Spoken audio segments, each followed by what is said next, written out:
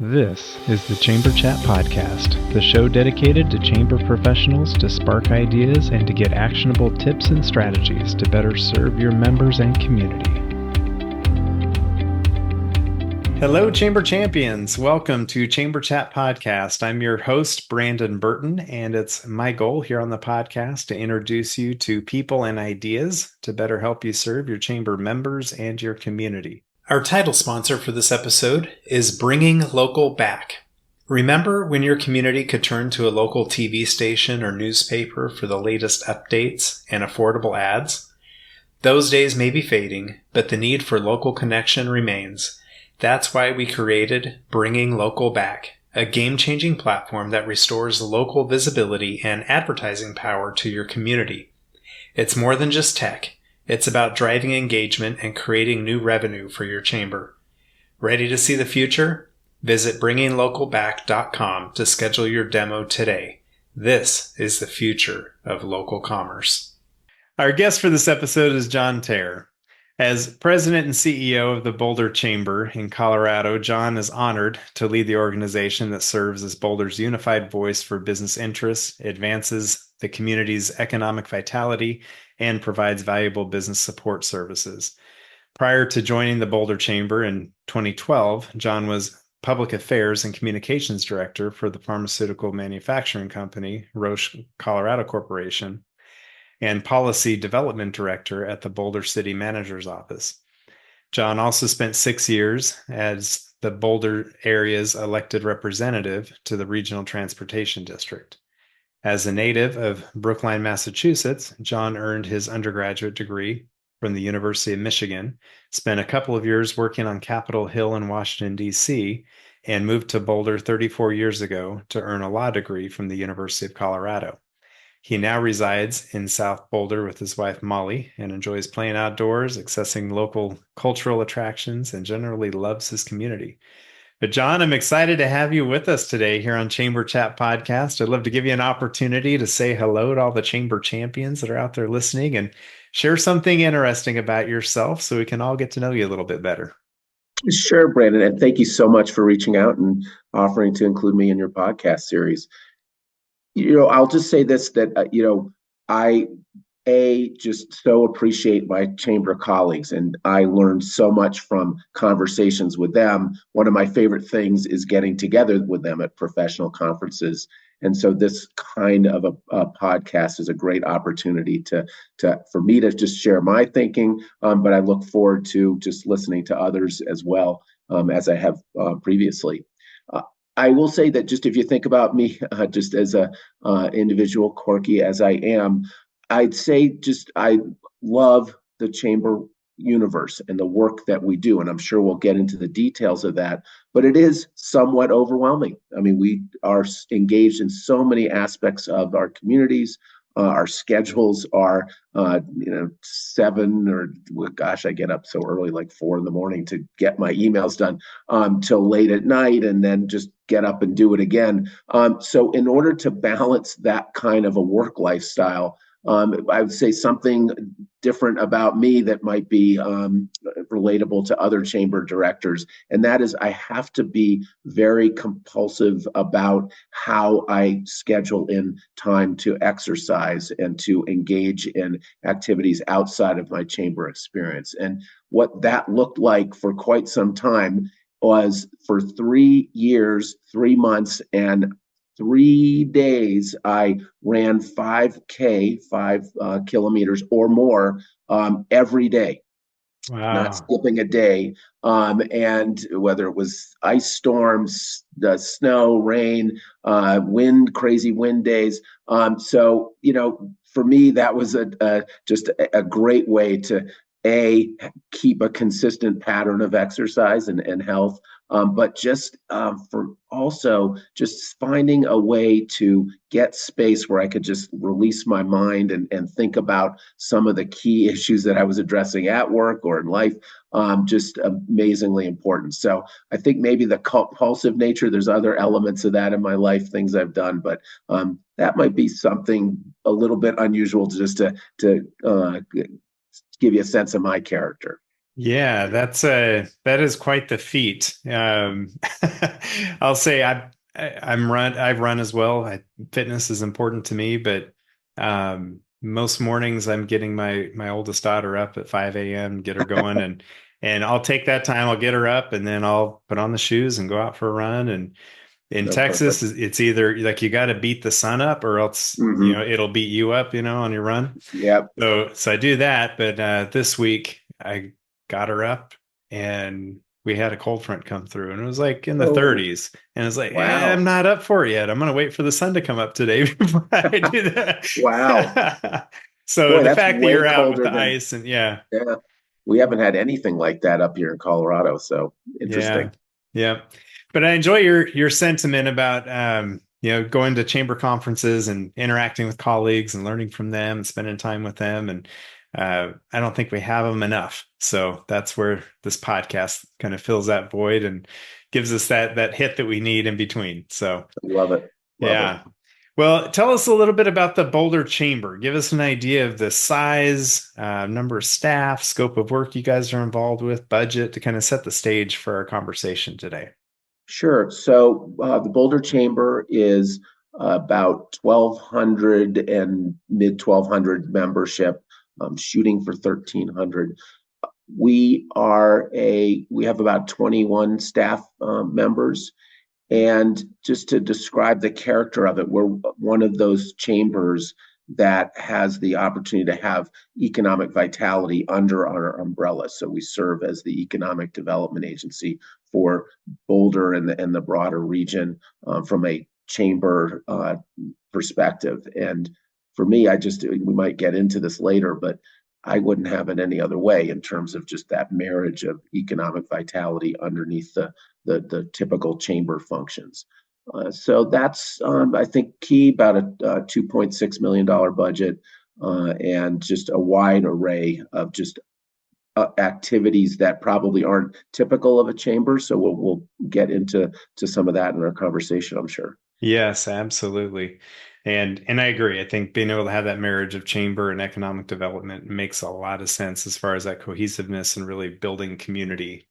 You need to be able to be on the same page. So even if they're separate organizations, being able to come together and be on the same page. Absolutely. Absolutely. I mean, I hate seeing when you have an economic development authority separate from the chamber and they're competing for funding, events, for, at the elbow throwing around what activities are within their purview. It's to me, that's undermines community and economic vitality. Yes, I would agree with that.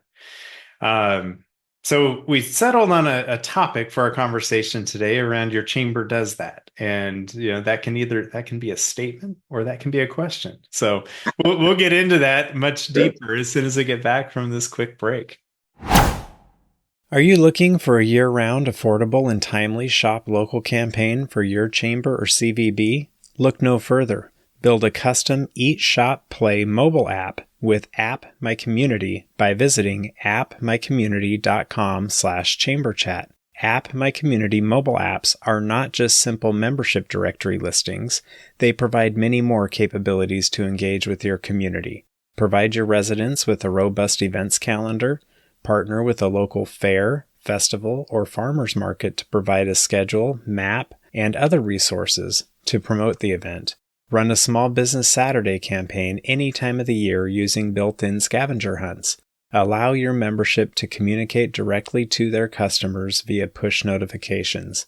Your App My Community mobile app will be a unique member benefit, allow you to generate non-dues revenue with sponsorship opportunities, and best of all, provide a valuable resource to your community. Please visit appmycommunity.com/chamberchat now to receive 10% off your first year of an App My Community mobile app. Are you struggling to manage your Chamber of Commerce and build a thriving commerce community? Chamber Nation is here to help. Their all-in-one platform allows you to easily manage member information, events, and communication. Plus, their community engagement tools help you communicate with local businesses and residents to drive economic growth. With Chamber Nation, you'll have everything you need to succeed. So why wait? Visit richardscalendar.com to learn more and start building. All right, John, we're back. And before the break, I mentioned so your chamber does that, can be a statement or a question. As we approach the topic today, what direction do you want to go with it first? Is a statement or a question? I'd say that it's a statement, and Okay. we do that. It's got a period, but it might as well have an exclamation point at the back of the end of it.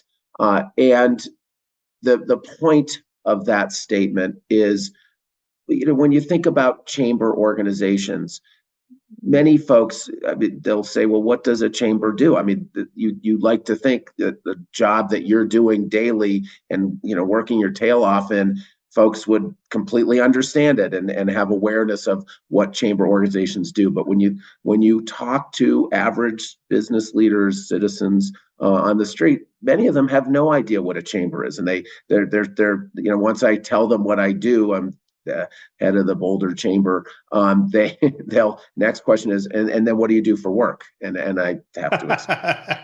This is actually a full-time, more than full-time job, really.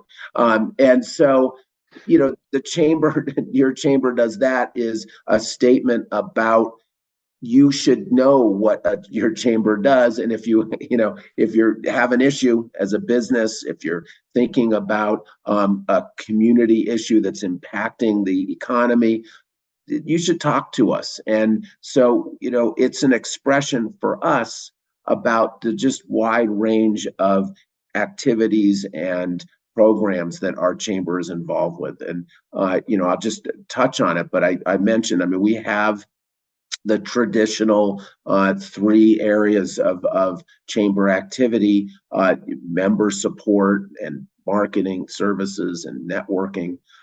We have our advocacy, which is being the voice for business interests. And I would say that, that was for us a very important element of our own sustainability and our strength as an organization drawing in members. And then third is that economic vitality element. So we are the economic development group looking to retain and attract businesses to carry the data resources for our community on the health and vitality of our economy, and generally helping businesses build toward their future vision.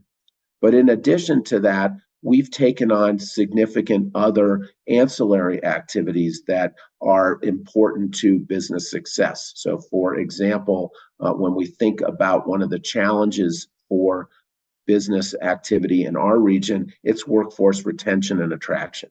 And so we've had to approach things like workforce development, helping to develop the talent that we have in our community to serve the best serve and align with the businesses needs for different expertise and skills.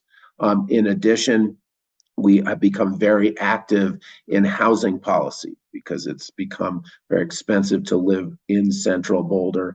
So how do we help to develop an array of housing, not just in Boulder, but around the region? And then third, just as another example, and there's so many more, we are very active in transportation. We're the transportation management organization for our community, and that is facilitating workforce mobility that is in around Boulder, but also more importantly for workforce retention and attraction, it is what helps us facilitate longer regional commutes for our workforce, making it really convenient for them to travel to Boulder for work and back maybe to housing outside of our community. So that gives a great scope of some of those things that you guys are involved with. I love that even in your email signature, you say your chamber does that, you know? So Yep. you're resonating that, you're putting that out there and that messaging to your community. Mm-hmm. Um, so for those listening, yeah, I'm thinking of the chamber executive who's already overwhelmed, who's like, we can't take on one more thing right now. And then somebody in the community will come to the chamber and say, hey, I think you should do this. So talk to us about that. How do you approach when the new ideas, either if it's self-generated within the chamber or ideas are presented to you from the outside?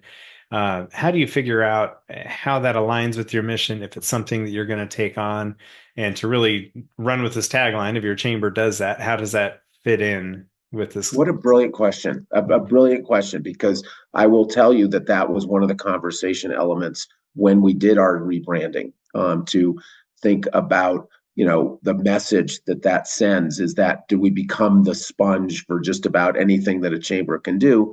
Because that is one of the greatest challenges in this role is figuring out what are the things we don't do. What Mm, are the opportunities to have an impact on our community, on the economic vitality of our area, and support our businesses? And every day somebody's calling and saying, "Hey, we're having this parade, and we'd love the chamber to lead it," and all this. So how do we approach the decision making around what is appropriate for our organization? And I won't claim to be expert on this. In fact, if you talk to our staff team, they say we need to do a better job at this, and I I think we yeah. all go with that. But it first starts with the strategic plan. The way we plan strategically is every year we update our strategic plan. So it's not a 3-year plan or 5-year plan that we point toward. We know that the conditions in our community and our economy are changing all the time. So every year we do a soup to nuts review, and that's everything from just making sure that our mission, our vision are still in alignment with what we want them to be, making sure our core values are still what we feel are critical for our organization to represent. But then you start getting into the meat of the work of the strategic plan. And we have key pillars. They relate to the kinds of things I mentioned earlier. Things like being the voice, being the strong economic vitality pillar, member support, those kinds of things. A little bit broader scope to them, and nuance. And then those things don't change that much. But then underneath are the activities that support success in those key pillar areas. And that is reviewed every year, and they change regularly. I mean, sometimes, we'll have programs that go on, and we know that they will for a number of years. But other times we have a mission or goal project that we're pursuing. We know it and hope that it'll be a 1-year one, and then we'll be able to move on to something else. But under that umbrella, every year we're doing a check to make sure that we are keeping a focus on achieving our key pillar goals, strategic priorities, and all our programs need to lead toward that. We look to weed out things that maybe are no longer serving us in those areas, and then that sets the pace for the year. And we try to be strict about not deviating too far from what we set at the beginning of the year. But opportunities come forward. And so when that happens, we do have a tool for analyzing. Are these things that are aligned with our mission? Are they going to serve our goals? Is it something that we have the capacity to take on, whether it's financially or whether it's with our staff team?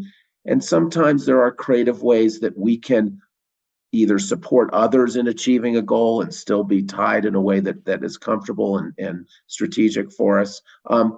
And then at other times, we just have to say, sorry, we just can't be involved with that at this time, and try to offer support and guidance. But you have to make that difficult decision. And that at times can be disappointing for folks, but I think the greater clarity you can provide to them up front without hemming and hawing is serves you long term. And the last thing I'll say about that is we just actually made a decision to take on, for example, the film commission under our umbrella, and something that I was really excited about and wanted to pursue, and had to listen to my staff team when they said, no, not now. And this was quite over a couple of years, really. And there then came a point where we said, okay, now we see that this fits with us. We see how we can adopt it in a way that doesn't overburden our staff team and resources.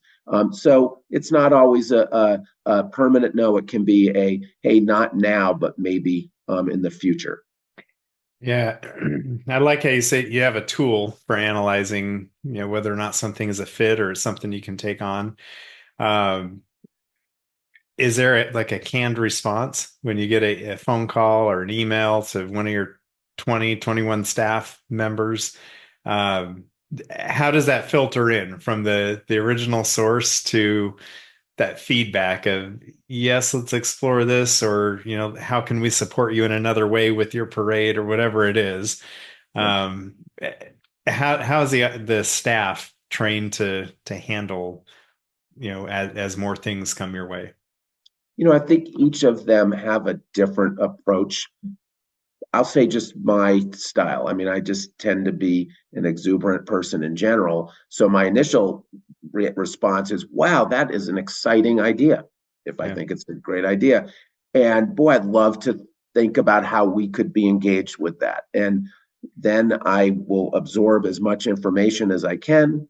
Usually entails some sort of a meeting, a discussion. I'll bring in the appropriate staff folks to have that conversation.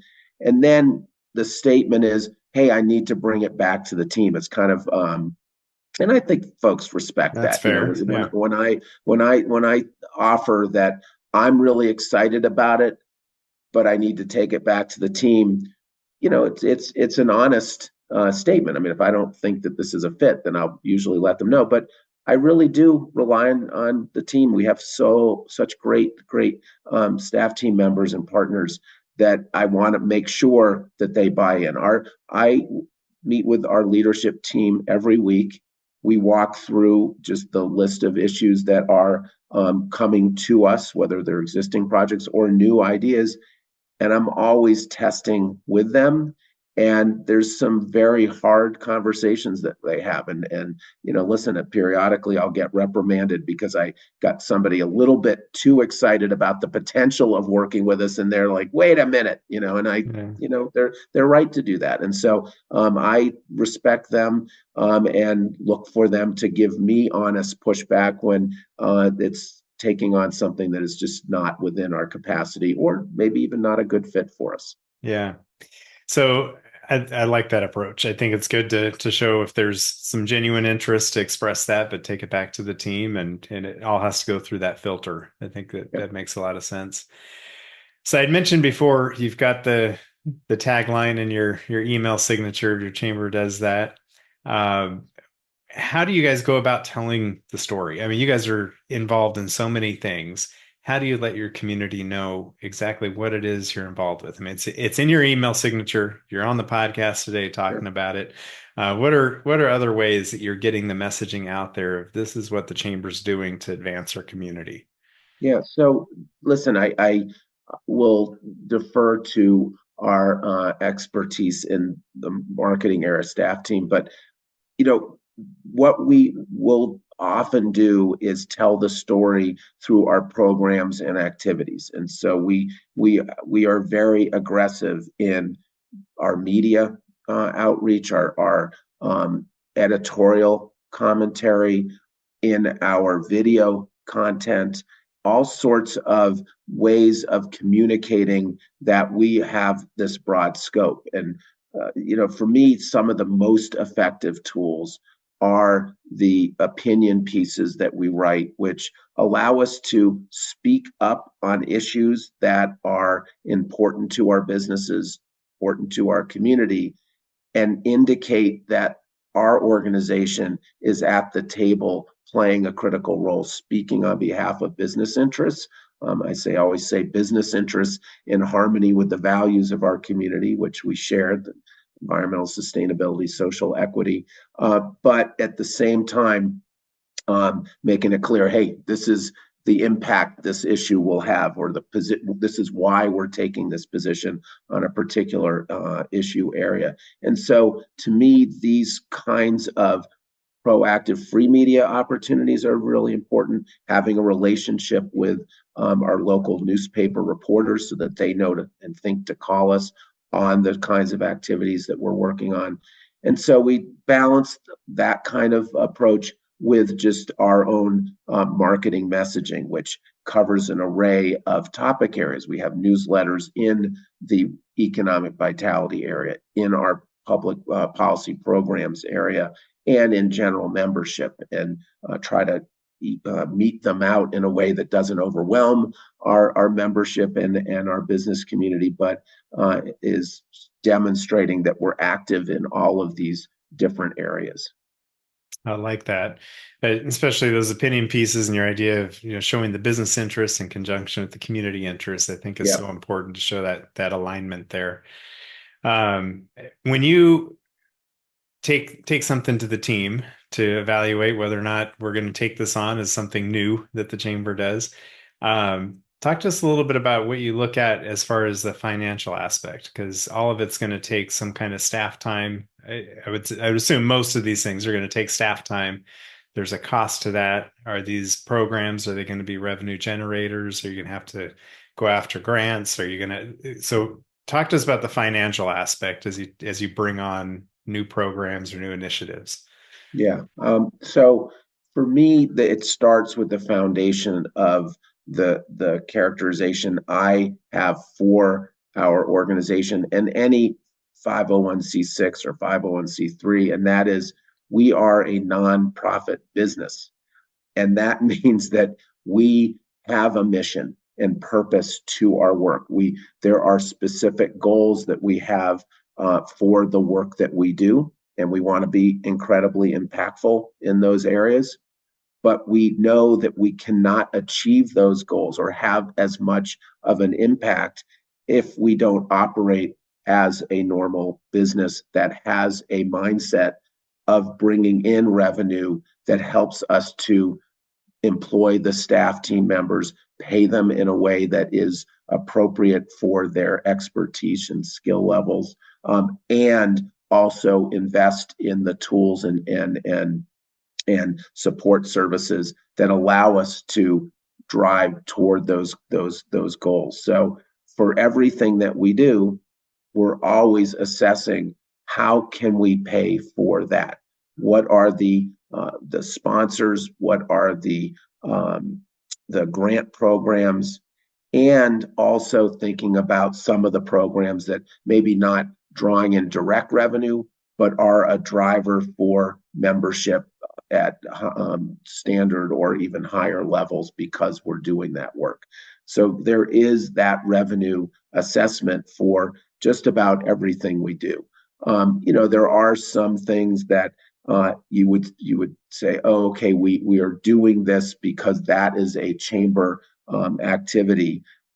We're so many fewer of those than when I first came on board. I mean, there was I'd say just an array of activities that we said, well, we do that because it's what a chamber does. Well, let's find out how we can turn that into a revenue generating mechanism for our organization that allows us to do that and also supports our other operations and activities.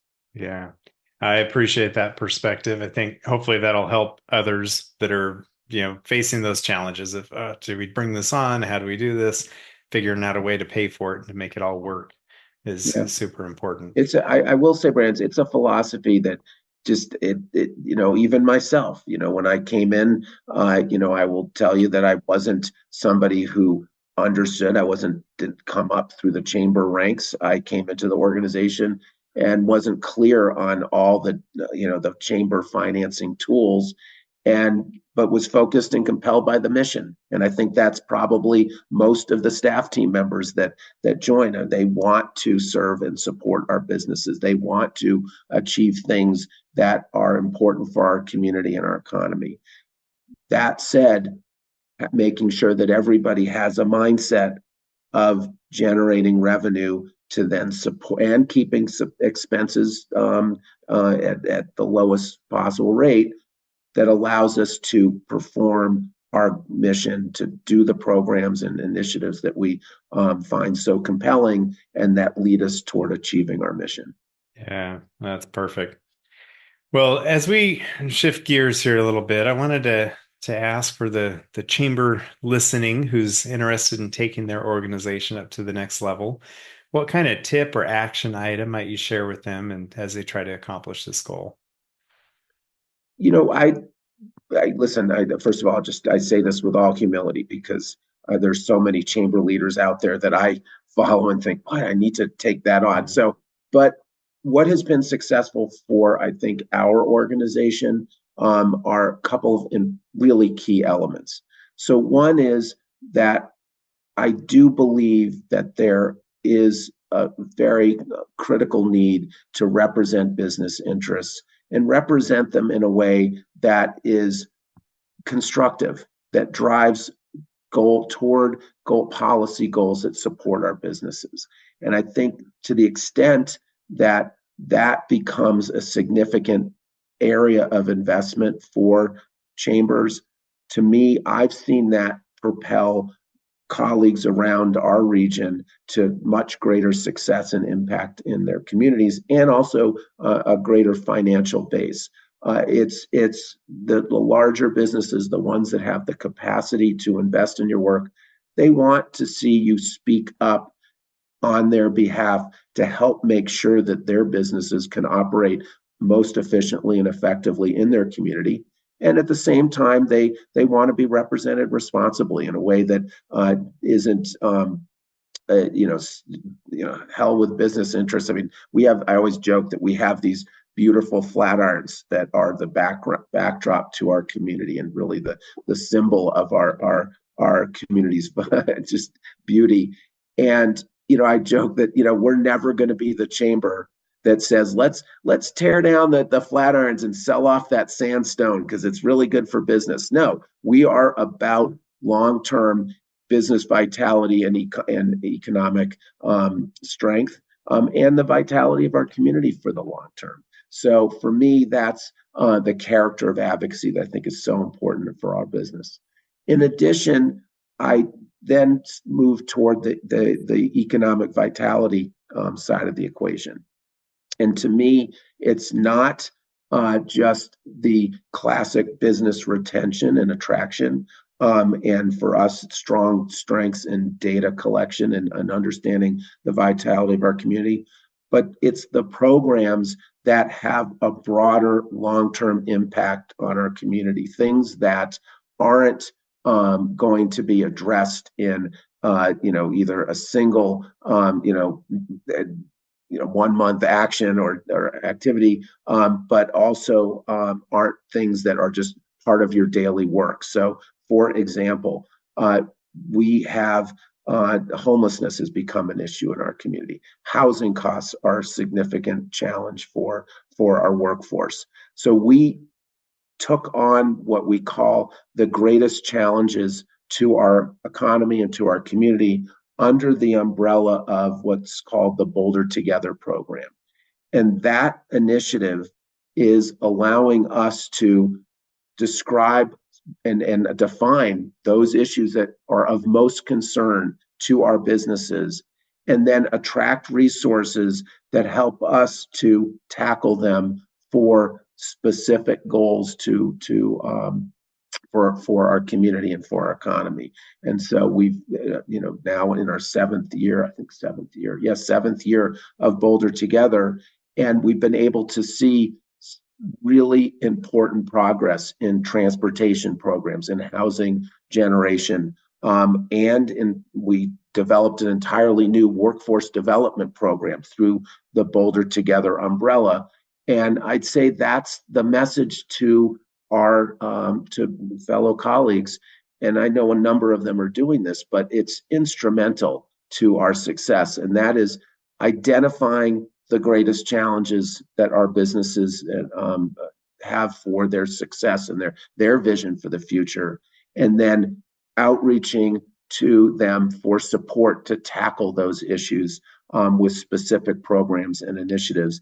That, to me, has helped to define our organization as a leader in much broader scope of activities that I don't think are typical for a chamber organization. I love that answer. That identifying those biggest challenges and go attack it. Go after it, go get it. And I wrote down the comment you made about the character of advocacy. I love the way you said that, and I think that resonates very well. Mm-hmm. Well, John, as we look to the future of chambers of commerce, how do you see the future of chambers and their purpose going forward? Yeah, well, listen, I'm a chamber believer, and when I think about the state of our society and the challenge we have in communities, but nationally, internationally, just communicating and getting folks together to address these very difficult issues. I see chambers as becoming the place where we come together, diverse perspectives, but with understanding that we have common goals. We want our businesses to be successful. We want our economy to thrive, and we want our communities to be wholly sustainable. And so a chamber organization has become that unusual place in society now where you can bring folks together in a problem-solving nature, brass tacks, not no fluff, but really pointing toward solutions that are actionable and drive toward positive results together. And I find that that's just the opportunity for chambers, especially in this day and age. It's a community center, and it's a place for achieving results that, in many ways, are even our government entities are not capable of, given the consternation at the political sphere. So I see chambers evolving and developing to become bigger players in a whole array of community issues that impact our economy and business success. So I'm bullish on where we position ourselves for the future. And I'm just excited about just, of course, our own chamber, but just chambers writ large. It's a great vision. I love it. Cool. Well, John, I wanted to give you a chance to share any contact information for listeners who may want to reach out and learn more about how you guys are approaching things there in Boulder. What would be the best way for someone to reach out and connect with you? Well, I'm glad to reach or be connected with on LinkedIn. You can find me, John Tayer, Tayer. You can also email me directly at john.tayer@boulderchamber.com. And if you feel compelled, give me a call, 303-442-1058. And, I'll just say this, that I'm glad to respond to any questions, to share what we know. I was just emailing, just yesterday, somebody on our team, and I said, let's do it. Let's do that R&D, rip off and duplicate the work of other chambers. It's just, this is not a competitive business. This is a business of collaboration toward a broader vision of healthy economies, strong businesses, and strong communities. And so anything that we can learn from each other and successes that we can share inure to our common collective benefit. So I'm looking forward to getting any calls or questions folks have about the work we do, and I'm sure I'll be reaching out to them after they call me and say, well, how did you approach it? Right. Thank you for that opportunity, Brandon. Yeah, it definitely is a collaborative effort. So we'll make sure to get your contact information in our show notes for this episode, make it easy for listeners to find you. But John, I wanted to thank you for spending time with us today and just, shedding a little bit of light about how you guys are approaching things at the Boulder Chamber, the impact you're making, and those things that you guys do in Boulder. So thank you for being with us today. Your chamber does that. Just, that I'm sure your chamber, whoever's chamber, does that too. Great. Yeah. If you are a chamber professional, please subscribe to Chamber Chat Podcast in Apple Podcasts, Google Podcasts, or Spotify.